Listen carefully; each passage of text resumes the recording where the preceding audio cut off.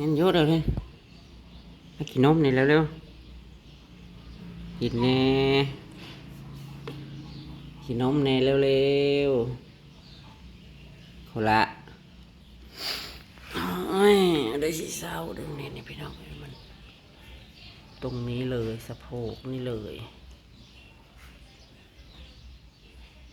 คางนี่นะนอนได้แบบนี้อยู่แต่ว่าพีกมากครั้งนี้เลยนอนแบบนี้บ่ได้สีเฟ็ดคือนั่งเอาก็เลยให้นอนขางนี้มาพีกคางนั่นแหละมันนั่งแล้วรู้สึกว่ามันคัดมันเต่งอันนี้มัน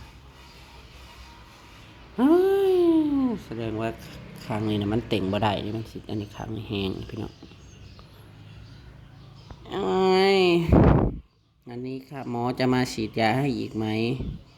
เมื่อวานย่างให้ผัดฮ้อนย่างน้อยหนึ่งแต่กินอยู่เมื่อวานเนี่ยกินนะกินป่ากินปืออยู่กินไอติมเหนื่อยน้ำเด็กพอสิเช้าเลยจะหายลูกดีโดมาหาเมื่อวานจะไปน้ำมันบอกต้องไปน้ำมันบอกดีโดนั้นมันพาไปทั่วที่เงินบ่มันพาไปเล่นหนทางรถเหยียบคอเข้าใจบอก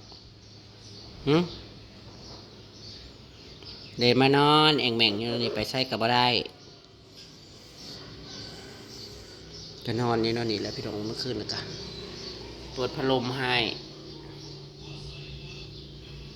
แต่ว่าเมื่อคืนนี่บ่ห้องอันนั้นก็ได้อยู่หมอนก็ได้ไปซัก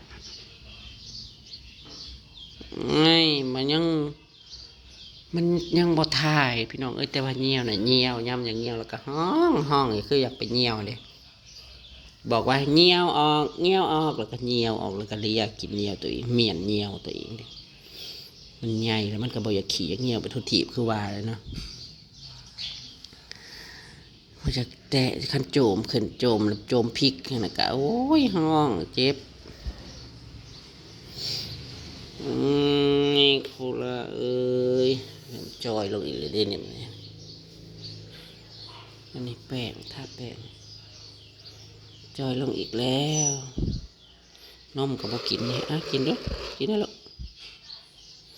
เติมที่ก็บ่ค่อยกินอยู่แล้วนมนะแต่เมื่อวานนี่ทอดปลาแล้วเอาปลาให้กินปลาน้ำยูกินปลาทอดเสือไอติมน้องแคนให้กินเนี่ยเมื่อวานนี่พัดกินเนี่ยขนมที่เคยกินก็เอาให้กินกับพวกกินเอซี่กับพวกกินจะว่าจะกินอะไรลูกให้เมื่อวานนี่แบบเบาเอื้อมาป้อนนั้นปลาทอดแล้วผัดหวาทั้งกินน้ำตาคูพึกแบบปื้มบอกเฮืออะไรเบาเอื้อป้อนแต่แม่ป้อนพอกินเห็นอะไรแบบปื้มบอกเขามาป้อนแหละดีใจบนน้ำตาคูพึกโอ้ยมากันเนาะพี่น้องเอ้ยแน่นี่นะมันไข่ลืออยู่มองนี่นะมันสิมองสะโพกมันเลยหลุดขากกเหงาขาหลุดนะเนี่ยแต่ว่าแถวนี้นะคือสิบริฮักพี่น้องเอ้ยอยู่นี่เลยนี่แต่ว่าหางกับติ่งได้หมอเพิ่นว่าคันหางติ่งได้แหละแอวบ่เป็นยังก็สิเป็นแต่ในเหงาขานี่แหละนี่บวม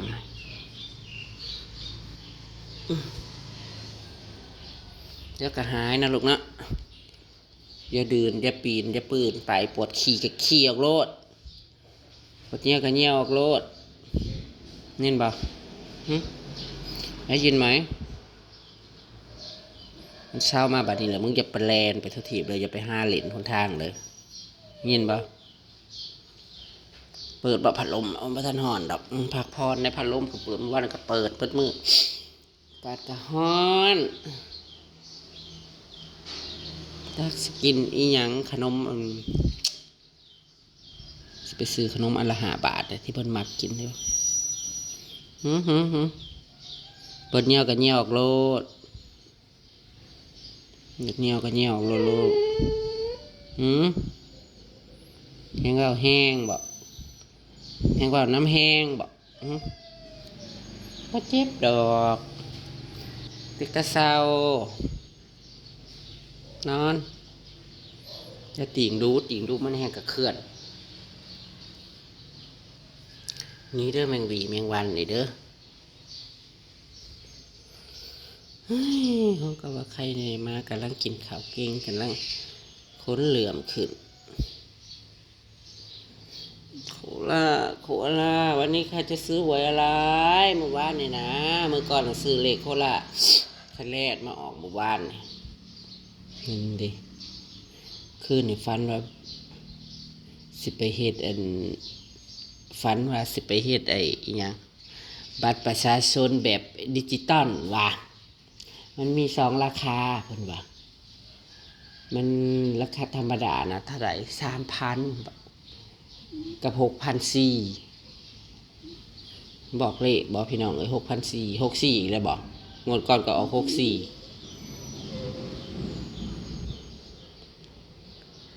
เพิ่นว่าคันเฮ็ดแบบนี้แหละไปไทยไปหยังกับไปง่ายไปเฮ็ดเวียกอยู่ไทยก็ง่ายว่าซั่นเกี่ยวกับไทยอยู่สิหวยไทยอะไรว่าจักพี่น้องเอ้ย6,400ก็6446เหรอเนาะ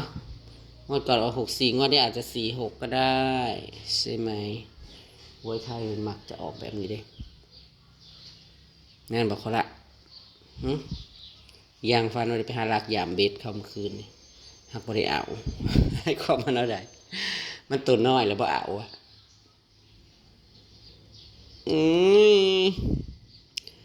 วันนี้หวยออกอะไรครับกูมีเงินหลายๆกูสิพามขามมุกพุ่นมีเงินเยอะมีรถไปมีเงินซื้อน้ำมันแต่ตอนนี้น้ำมันก็ไม่มีให้ขายโอ้ยเห็นอะไรเจ็บเอ้าห่วยสูนอันนี้ก็สิเจ็บบ่หมอนี่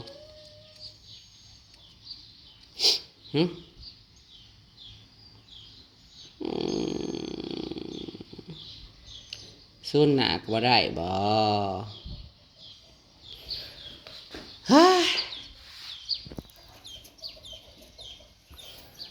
หายเลยยากถ้าเจ็บเราจะเป็นมันง่ายทำไมต้องเป็นโคลาเนาะโคลาห่อนสิเปิดพัดลมให้ก่อนคือปติดพัดลมนะจ๊ะแน่ปักตะเกแมนเนาะ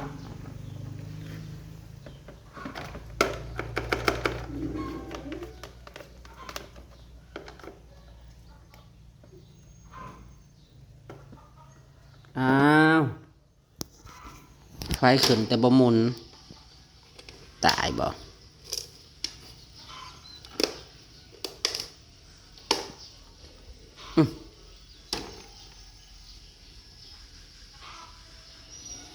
เฮ้ยลีลาเย็นป่ะลูกเย็นจ่วยงานอยู่โอ้ยเมื่อไหร่ไอ้แขกจะเอาเป็ดเอาไก่เนาะจะจับไก่ไปให้นี่นะเป็ดอันนี้ก็ว่าเป็นแม่เป็นเป็ดผูเบิร์ดจ้ะแก็บอยู่นี่เป็นเป็ดผู้หมดทุกตัวเลย2 ตัว1ก็ได้หมักม่วงเนาะเป็นลายหมากเติบอยู่ได้พี่น้องเอ้ยผมผูกงานนะแห้งรกยำย่างเนาะหมักม่วงไหมก็เป็นหมากจ้าบักม่วงบริปลูกบ่เป็นหมักม่วงต่อ ห้องก็ปลูกได้ปี2 ปีเพราะว่าเป็นหมากเร็วจังเลยตื่นมาอากาศวันนี้ก็ลมๆพี่น้องเอ้ยลมอยู่จ้าลมขึ้นนะแต่ฝนยังไม่ตกเลยช่วงสวยๆมากนี่แดดเอาว่ามันหยังกันเลยโอ้ยซ่อนขี้กันนี่แหละซูลูกมาได้สิออกเฮ้เฮ้เฮ้มาหาโจ๊กอันบักทั่วกูเด้อเฮ้เฮ็บเฮ็บเฮ็บเฮ็บเฮ็บเมื่อไก่น้อยเจ็บตานี่เด้เอายังมาใส่เด้สร้างอย่าใส่แบบตาตูบตาปูนเป็นอะไรโอ้ยเก็บเก็บเก็บเก็บเก็บเก็บเก็บเก็บเก็บเก็บเก็บเก็บไปกินอาหารผลกลัวก็กินมื้อละหัวพอเมื่อยไปหาแล้วกินอาหารนั่นแหละมันจะง่ายไว้จิบจิบจิบจิบจิบอยากถือหวยเด้พี่น้องโว้ยมันสิออกตัวได้เด้เนาะมันสิออกตัวใดเดี๋ยวอยากหูได้สิถืนใส่เบิดเม็ดมีเลยเนาะคือบ่เคยถือแบบนักแบบจังๆจะเขื่อนเนี่ยมิแต่จังแบบเสียเงินจังนะคือถือดูแท้เนาะว่างทางใจจังใดก็อยากให้สกมันด้วยนะพี่น้องเอ้ยเนาะมื่อนี้ขอให้เฮงๆกันแล้วกันเนาะพี่น้องเอ้ยมาสุขคนFC ทุกท่านนะคะใครที่ซื้อหวยเสียงโศกเสียงลาบเขาให้เฮงๆปังกันแล้วกันนะจ้ามือนี่นะในใจเหรอในใจอยากซื้อเบิร์ดลอยตู่ ในใจอยากได้เบิร์ดบ้านค่ะไปซื้อไตรดีเด้เมื่อคืนนี่น้ำหวย014181175797แล้วกัน105090เมื่อคืนนี่นะบ่ออกจ้าซื้อ90ก็ออก91เหลือใจค่ะแต้มเดียวตลอดค่ะคันบ่ถือก็ได้วันนี้ตัดสิลองมึงอยู่ค่ะไอ้ฟันนี่แหละเมื่อคืนนี่แหละ6446อย่างนี่แหละพี่น้องเอ้ยฟันว่าเฮ็ดไปบัตรประชาชนแบบดิจิตอลแต่ว่าจะเฮ็ดบัตรเฮ็ดไปทำงานอยู่ไทยว่ะสิเลไทยสักกะบักเนาะลองเบิ่งแล้วจ้าพี่น้อง6446มันมี2ราคาอยู่แต่ว่าราคาแรกน่ะ 3,000 ก็คือว่านั้นซึ่ง4แหละ 3,000 ก็30300หรอก 3,000 อาจจะเป็นล่าง6446ก็จะเป็นบนหรือเปล่าจ้ามึงเงินขายหน้ามาซื้อเลยอีลิซี่ ลองเบิ่งเด้อพี่น้องเด้อขอให้เองปังๆแล้วกันตามคลิปหน้าสวยๆค่ะส่วนอาการโคล่าก็ยังโคม่าอยู่ยังนอนแองแม่งอยู่จ้าอันตะลูดไปได้อยู่แต่ว่าเจ็บนั่นแหละพี่น้องเอ้ยขอให้โคล่าหายเร็วๆแล้วกันเนาะคลิปหน้าไปแล้วทุกคนไปแล้วเหล็กไปกินอาหารเลยพวกเธอน่ะ